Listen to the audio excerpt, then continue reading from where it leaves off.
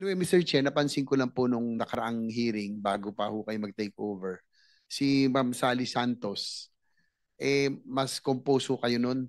At wala ho kayong takot na tinuturo nyo si Engineer Bryce Hernandez at si JP Mendoza bilang inyong kausap at sila po ang nasa likuran ng mga modus. Tama po ba? Yes, Your Honor. Pero bakit ngayon po ay parang iba ho yung kilos ninyo para kayong may takot, no? Umpisa pa lang, iba yung bago kayo humingi ng protection sa ating chairman. Ano ba nangyari mula nung panahon na yon? Natatakot lang po ako kasi may mga umiikot po kasi sa bahay namin na mga sasakyan na hindi ko po kilala. Parang yun po, na ano rin po ako sa pamilya ko na madamay po dito. Kaya medyo... So yun ang dahilan kung bakit nag-iba yung inyo pong behavior? Yes, Your Honor. Takot na takot kasi noon, magkatabi pa kayo, nasa pagitan kayo ng dalawa, tinuturo nyo itong dalawa. Yes, Wala Your kayong Honor. takot, pero ngayon parang kayo'y kabang-kaba. Natakot lang, Your Honor, kasi sabi ko nga po, marami po kasi umiikot sa bahay namin. Siyempre po, halos di na rin po ako nakakatulog eh. Kasi, siyempre nag-aalala rin po ako sa pamilya ko. Kaya medyo ano po ako ngayon. Medyo kinakabahan. Kinakabahan po ako eh. Sige po, naiintindihan na po natin. Si Engineer JP Mendoza, kasi pasensya na, dito kasi si ADE Bryce at si Engineer Alcantara lang ang natanong base sa affidavit ho na sinabmit ni Ma'am Sally Santos at base rin sa nakarang hearing, kayo po ang tinuturo ni Bryce Hernandez bilang nasa likuran po ng modus nung po lalo na sa mga ghost projects na nangyari po sa inyong district office sa Bulacan. So, at ang sabi po ni Ma'am Sally Santos, sinuturo kayo ni Bryce, sinabihan niya na hindi siya nakakakuha ng DPWH kontra kung hindi kayo papipirmahin ng lisensya. Totoo ba ito? Jerry JP, kayo po. Ako po, sir. Apo. Hindi base siya sa affidavit kasi ni hindi siya Ma'am Sally, makakakuha ng ano po, sir? hindi siya makakuha ng iba pang kontrata kung hindi niyo pahihiramin hindi niya kayo pahihiramin ng lisensya. Hindi po totoo yun, sir. Engineer Bryce, yan po ang sinasabi ni do you confirm na hindi daw totoo na di ba nangihiram, sabi kasi ni Ma'am Sally, hinihiram niyo ang lisensya niya para doon sa yung in-house projects, yung kayo pong gumagawa pero papeles lang yun eh. Yung utos po ni boss amin is kausapin po si Sally para kumana po ng lisensya na gagamitin. Yun po, Your Honor. So talagang hinihiram niyo ang lisensya ng mga contractors. Tama? Technically, opo. Utos po ni boss amin yun. Alam din ni JP Mendoza ito? JP? Sir, teka lang po. Ang namali po ako ng pagkakaintindi. Parang pagkakaintindi ko po kanina, hindi na siya pahihiramin hindi na niya kami pahihiramin ng lisensya kung hindi niya pagagamit. Hindi siya bibigyan ng kontrata kung hindi kayo pahihiramin parang ng yun po yung lisensya. pagkakaintindi ko kanina, kaya sinagot ko po ng hindi po. So, do you confirm na hindi na siya makakuha ng kontrata kung hindi niya pahihiramin kayo ng lisensya? Hindi po. Sabi lang ni Bryce na pag humihiram kayo ng lisensya sa kanya Yes, Your Honor po. Tama po, pinapahiram. Inutusan po kami para humiram kay Sally. Pero wala pong kondisyon na kung hindi niya po kami pahihiramin, hindi na po siya makakakuha ng kontrata. Ma'am Sally, maaari niyo bang ibahagi sa amin ang nasa affidavit niyo? Tungkol po sa kanila pong tatlo. Kay Engineer Alcantara at lalo na yung kausap niyo si Engineer Bryce at si Engineer JP Mendoza. Your Honor, syempre pag hindi po ako nagpahiram ng lisensya sa kanila, maaaring hindi po ako makakuha ng kontrata doon. Kaya, siyempre po natatakot po ako pagka hindi ko po ginagamit yung lisensya ko po. Mr. Chair, with the indulgence of Senator JB, ilang hearing na po tayo, sinasabi nyo, pinipilit kayong ipahiram ang inyong lisensya. Tama po, pagkaintindi ko, 2 hearing na po kanina, nabanggit nyo ulit. Pinipilit kayo. Tama po. Wait lang po, Your Honor. Kausapin ko lang po yung attorney ko. Kausapin mo yung attorney kasi baka imbis na hindi lang ika nga physical protection, kulong ang abutin mo rin, isa ka pa rin.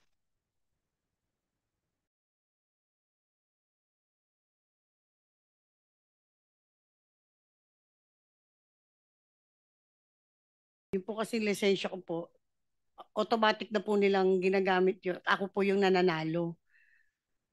Kaya nga po, ang tanong ko, kasi ilang beses niyo ho sinabi, kayo po ay pinipilit na ipahiram. Kaya minsan, kung nakatandaan ho ninyo, nakaraang hearing po, tinanong ko, tinutukan ba kayo ng kutsilyo at sinasabi niyo pinipilit kayo? Kung naalala ho ninyo. Ay, Ano ho ba yon? hindi po ako yung nagsabi ng... Hindi, kaya nga po, ang tinatanong ko nga, sinasabi niyo, pinipilit kayo, kanina lamang nasabi ninyo. Paano kayo pinipilit itong dalawa? ano po, ginagamit po nila yung lisensya ko. Siyempre napipilitan po ako na ipahiram po sa kanila yun. So, Mali lang po ako ng ng words po, Your Honor. Pasensya na po. Kasi po kinakabahan po kasi ako eh. Dapat kang kabahan Kanina po kung ako magsinungaling ka natatakot rito. eh. Mr. Chair, Pasensya na po. I yield the floor to Senator JB. Thank you, Thank Senator you, Dugo. Senator Erwin. Yes, Mr. Chair, to continue.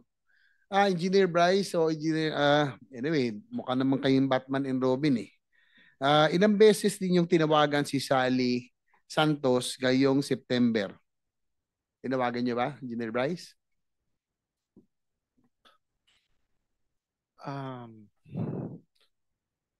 Yes or no lang?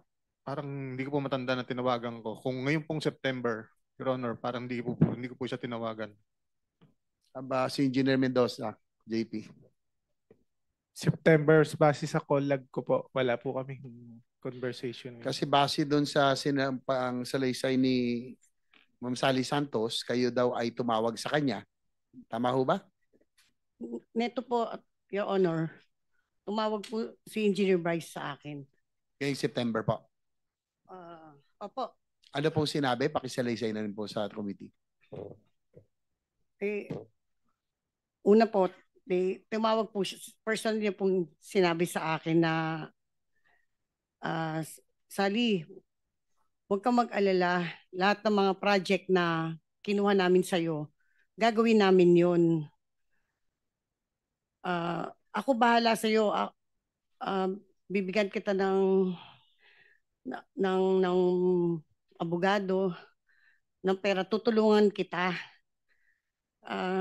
Kung pwede sana, meron na sana akong pakikiusap sa'yo. Huwag ka muna sanang magsalita. Tapos ituro mo sa amin, 'di ba yung pera kinukuha namin sa'yo. Pwede ba makiusap? Ituro mo si D. Henry na siyang doon ko binibigay sa kanya yung pera. After po noon, binibigay daw po ni D.E. Henry yung pera kay Yusek Bernardo and then kay Saldico. Papunta daw po kay Saldico. Yun po yung personal na sinabi na sa akin nung nakaraan. Ang kausap niyo ay si Engineer Bryce? Si Engineer Bryce po, Your Honor.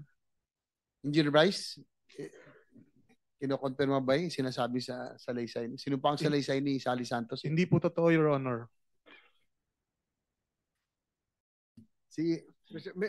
With the indulgence of Senator JB, Mrs. Santos, sino ang tumawag sa inyo nitong September? Sino po?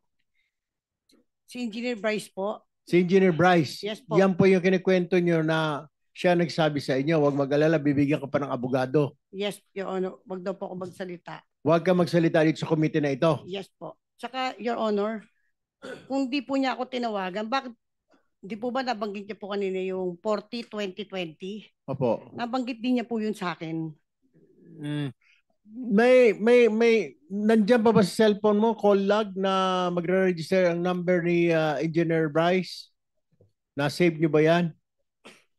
Hanapin ko po, Your Honor. Sige, pakihanap lamang po at itong tao na ito madidiin na ho ito. Thank you, Senator JB. Ma'am Sally, dito sa inyong sinupang salaysay, nitong mga huling linggo, ilang beses akong tinawagan ni Engineer Bryce at Engineer JP upang sabihing tulungan niya raw ako. Tama ba yun? Ba't dalawa sila? Hindi Sabi, po. Sa isang conversation po kasi, may magkasama po sila. Ngayon po, siyempre, tinatanong ko po yung mga... pareho silang nakausap niyo? Opo. Tinatanong ko po kasi yung mga project kung ginagawa po nila, yung mga kinuha po nila sa akin.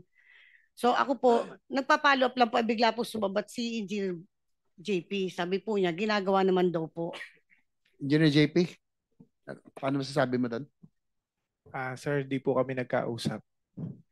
So, sino nagsasabing totoo sa inyo? Sabi ni Ma'am Sally, magkasama kayo at inagaw mo. At yung tungkol sa proyekto, yung tinatanong. Tinawag po siya ni Your Honor, pasensya na po. Tinawag po kasi siya ni Engineer Bryce kasi may kinukonfirm po kasi si Engineer Bryce sa kanya. Kaya po nakasagot po siya. Ma'am Sally, totoo ba yung totoo ba na sinabihan ninyo si Ma'am Sally na balikan at tapusin ang mga projects? Kasi yun yung tinatanong niya eh.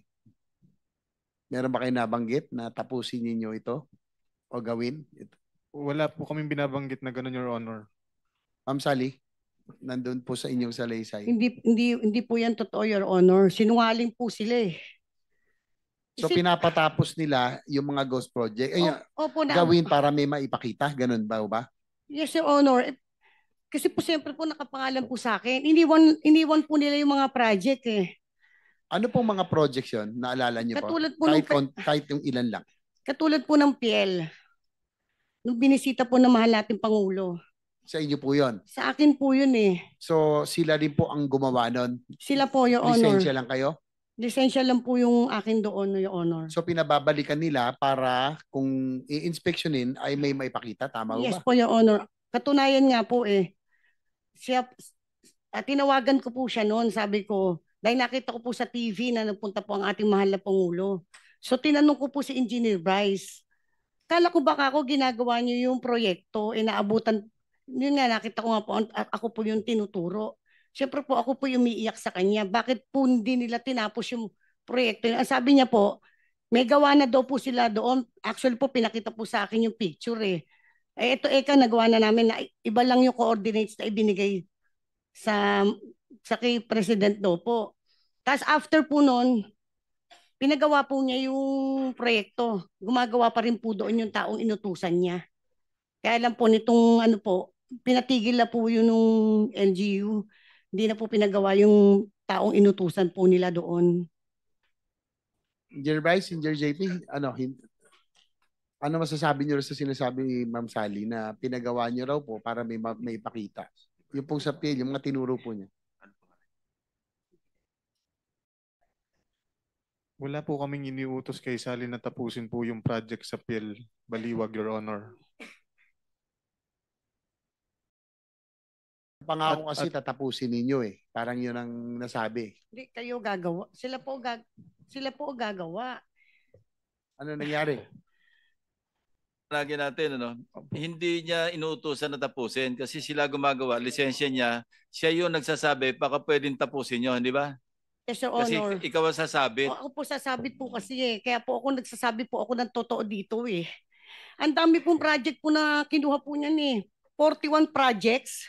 Lahat po yun, kung hindi po ako nagkakamali. Ilan ang ghost po doon, ma'am, sa tingin nyo? Ang sabi po ni Secretary Dizon, nakita daw po niya yung Perez daw po. Tsaka yan nga pong PL. Tapos hindi ko pa po, may sinasabi pa po kasi si Secretary Dizon na isa. So hindi ko pa po ma-locate. Kasi po, sa totoo lang po, kaya po ako na dito. Sila po nakakaalam ng mga location. Kahit project inspector po nila, hindi po maituro sa akin kung ano po yung mga proyekto na ginawa nila. Sabi po sa akin sa opisina, hindi namin alam kung saan nilagay nila Engineer Bryce at Engineer JP lahat ng project mo. So kahit ako po mismo contractor, hindi ko po malocate yung mga proyekto po na nilagay po nila na yan.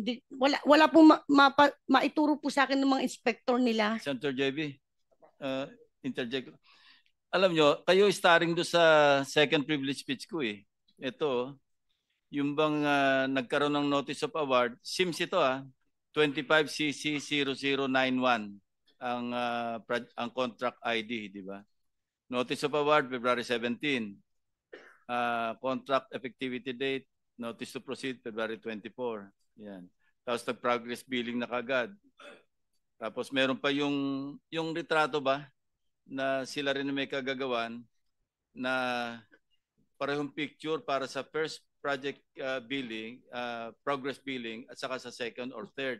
Di ba ganyan ang modus operandi ninyo? Trabahong tamad na kayo eh. Hindi man lang kayo mag-research ng konti, isang picture ang ginagamit nyo eh. Tapos pinababayaran nyo na alam nyo namang hindi ginawa. Ito, 100% in 34 days. Ibang project ito, SIMS din ito. 25CC0072. Pinagsabay nyo pa. Duplication eh. Tapos, ang ginagamit nyo, tingnan nyo, lahat pare-parehong petsa eh. Natapos ng pareho, binayaran parehong petsa, pareho pati yung 4% na increase sa pareho pa rin. Talagang brazen ang tawag niyo, di ba? Wala na kayong pakialam kung mabubuko o hindi. Parang sobrang, sige na, para makakobra na tayo, maski ano na lang. Hindi man lang kayo nag-iingat na eh. Ayan, kayo yan eh. Ang ginamit nyo, lisensya ng SIMS eh. Pero kayo yung kayo bali yung nag-implement. Di ba? O, tatanggi ka.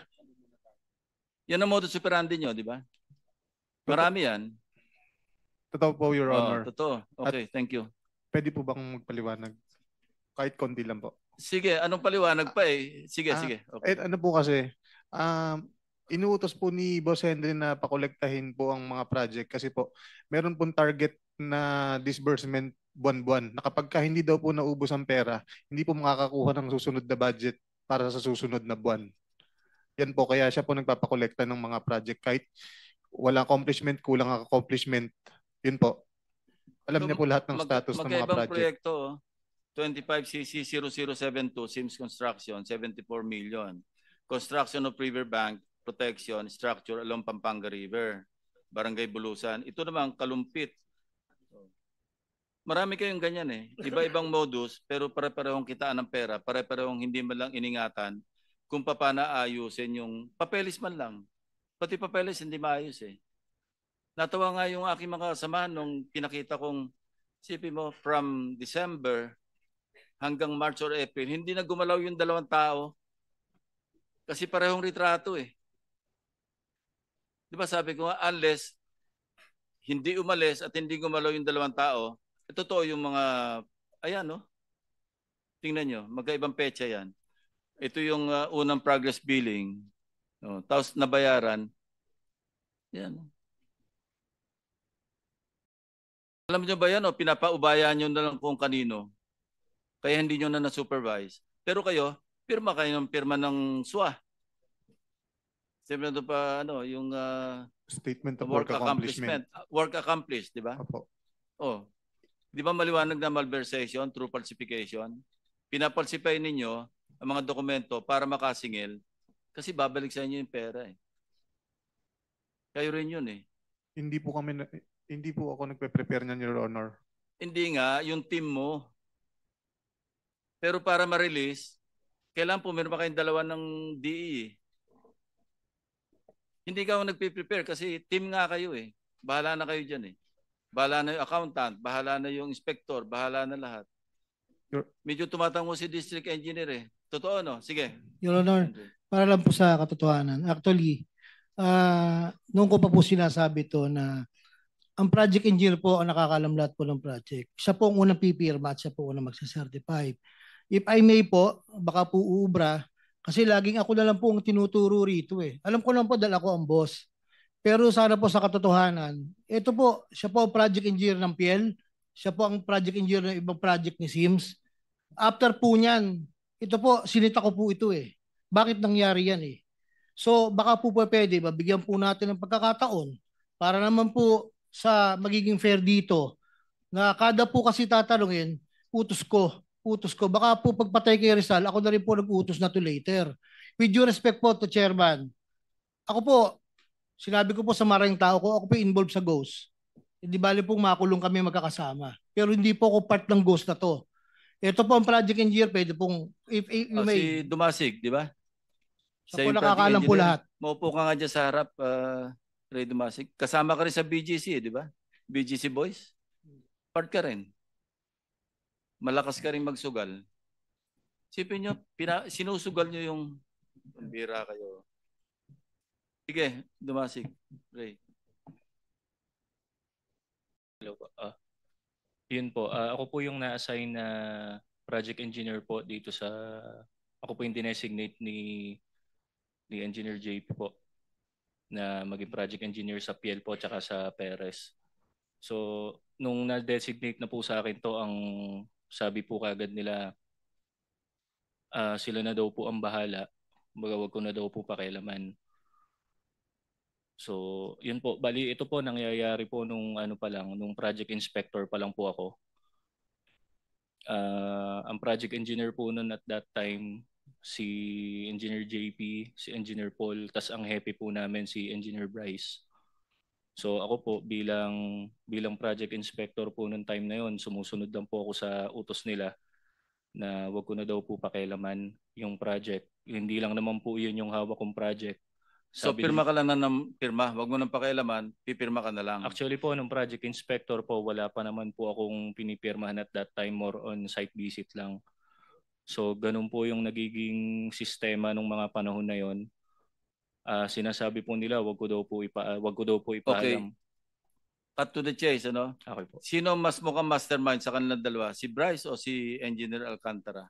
Si Bryce po, sa Ghost Project po. Basta Ghost, siya nakakaalam. Opo. Sila pong dalawa ni Engineer JP. Actually, So alam mo rin yung consequence ng napasukan mo kasi signatory ka. Ngayon pong nalaman ko po yung na hindi po pala nila ginawa yung mga project. Yun nga ang masama eh. Alam nyo, hiniram nyo lisensya. Talagang medyo maiyak talaga yun kasi siya mananagot talaga, lisensya niya eh. Pero wala siyang kamalay-malay kung paano nyo ginawa o hindi ginawa yung project. Kaya ang pakiusap niya, habulin nyo na gawin sana pero hindi naaabot eh. Paano pa nga aabot? Kaya nyo bang gawin in 1 week? Nag-i-inspeksyon na kabi-kabila. Hindi kaya, di ba? Yan ang problema eh. Sige. Your Honor, tinanong ko po siya, bakit pumayag ka sa ganyan? Po, nasa affidavit po ni RD Dumasig na sinabit sa central office na ang bilin po sa kanya ay siya na po magsabi, wag na po ako, Your Honor. Baka po maging self-serving. Sige, Ray. Ayun po. Sabi po nila sa amin before, hindi lang naman po sa akin, pati po dun sa ibang project engineer. Pagka po sinasabi po nila, wag daw po ipapaalam kahit kanino, pati na po kay Boss Henry. So alam niyang Ghost John, alam niya? Hindi po. Ni Bryce? Hindi po, basta po, wari na po. For example, hindi mo alam kung alam niyang Ghost yung ginagawa? Kasi po, wari na po, may isang project po nung time na 2022 or eto na lang pong PL para po na-prove na po na Ghost Project to. Yun po, sinasabi po nila na wag na po namin pakialaman. Ako po yung inspector, pati po yung materials engineer. So kami po, tulad nga po nung sinabi ni Ate Sally kanina, hindi po namin alam yung location ng project. Kasi po hindi lang naman po ito yung hawak kong project. Excuse me, no? Okay po. Minsan pa meron pa kayong ginagawa na hiniram ng lisensya, papakitaan nyo pa ng project sa ibang grid coordinates. Ililigaw nyo pa yung may-ari ng lisensya. Hindi, natapos yan. Ito, actually, ligaw yung contractor kasi sa kanya lang malaman, iba yung tinuturong project na natapos. Yung project na ginapit ng lisensya niya, actually hindi ginawa. Meron pa kayong ganun eh. Ewan ko po sa kanila po. Yun nga, alam nyo, yung knowledge ko at saka ng team ko ng baha, mas malalim pa sa baha sa Bulacan. Kaya kanina ko pa kayo winawarningan eh. Sige, Henry. Your Honor, kaya ko po na-discover yan, kaya ko po pinatatawag si Engineer JM. Actually po, ako po nag-utos kay JM na bakit hindi nyo makita yung project. Si JM po JM is JM Ramos. Opo. Okay. Dati po siyang project engineer po sa planning section po, no? Sabi ko, para ma-verify nyo talaga kung talagang naandyan yung project, yung tao ng construction na in charge, project inspector, saka yung tao mo, puntahan nyo. Kaya po nalaman po yan nung una, may pinuntahan po silang project somewhere in Bustos. Itinuro po nung tao nila, Plaridel po yata, I think Plaridel or Bustos. Tinuro po, ito yung project.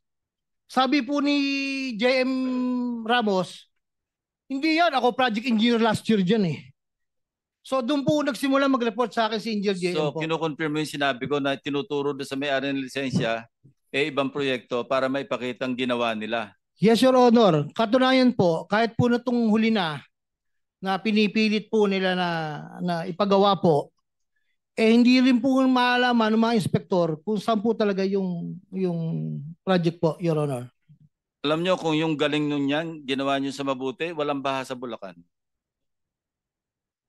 Hindi nyo ba naisip yun? Ang gagaling nyo, pero kung sa mabuti nyo ginawa, hindi binabaha yung mga kababayan nyo. Kababayan nyo pa naman, taga Bulacan kayo, di ba? Oh. Sige, Senator JB. Siguro tuloy na natin, Mr. Chair.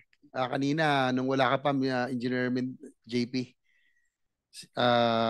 inamin naman ni Engineer Bryce na meron naging ghost projects. Hindi mo ba, ikaw ba inaamin mo na nagkaroon ng ghost projects under your district engineering office? Kasi kayo tinuturo eh. At JP, Engineer JP. Nung nabalita na po sa TV, Doon mo lang nalaman? Apo. Pero ang sabi ni Sally, kayong dalawa, di ba, nung isang nakalang hearing, bago pa mag-assume si Chairman Lacson, kayong dalawa tinuturo ni Ma'am Sally, nakausap niya po doon sa mga projects na supposedly ang alam niya ginawa, pero hindi niyo ginawa. Hindi. Katulad nga po nung sinabi niya, tinawagan daw po niya ako nung last nitong September, hindi naman kahit buksan po yung cellphone niya, hindi po kami nagkakausap. Di po, kinuha. Ma'am Sally, di ba, kausap si Bryce tapos pinasa na sa kanya? Tama? Opo. Yes, Your Honor. Mr. Chair, with the indulgence of Senator JV, kanina po tayo pinapaikot-ikot naman itong si JP Mendoza. Magkakasabwat naman. Tinuturo ka ni Ma'am Sally, nakasabwat ka dyan, tinuro ka na nung Engineer RJ Dumasig, nakasama ka, pati si Henry Alcantara, tinuturo ka, kasama ka dyan, at ngayon sasabihin mo sa'yo, wala kang alam, nalaman mo lang sa TV. Nagsisinungaling ka na naman, di ba? Nanumpa ka kanina na you will tell, kailan ba yon? You will tell the truth, the whole truth, nothing but the truth. Ngayon, nagsisinungaling ka. Mr. Chair, may I suggest that this committee will ask this person to show cause why he should not be cited for contempt because of lying before this committee, Mr. Chair. Okay, we're waiting for your explanation.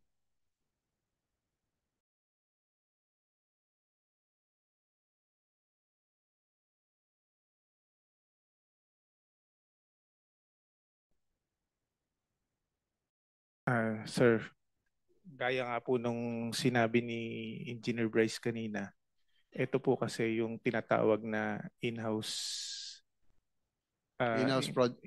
contractor.